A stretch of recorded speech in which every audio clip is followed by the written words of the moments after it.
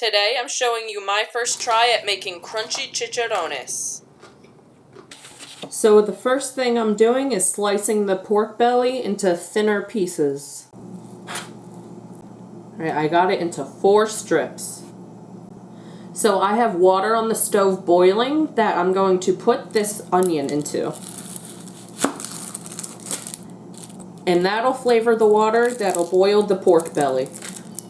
So this is just the onion and salt, and now I'm adding in the slices of pork belly.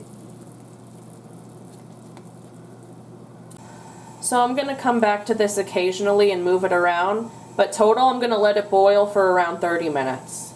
I'm also putting together some quick guacamole for dipping. I'm using this spice packet. I've got some fresh cilantro, 4 avocados, and a lime.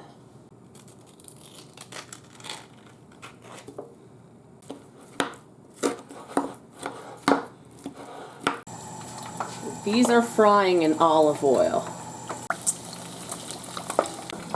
I'm using 2 splatter guards. Alright, here they are, all done. Okay, so it's the first time I ever attempted to make this, and I'm really excited to try it. These 2 are a bit more cooked than these 2. So let's see how they taste. Alright, dip it and get some guacamole.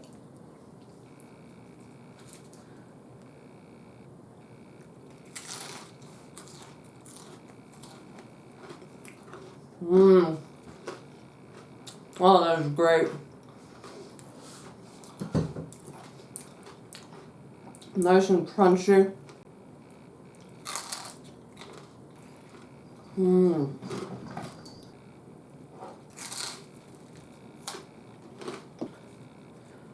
we're gonna try this piece.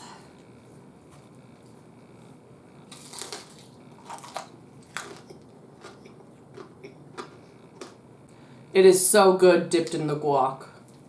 Oh, it even broke.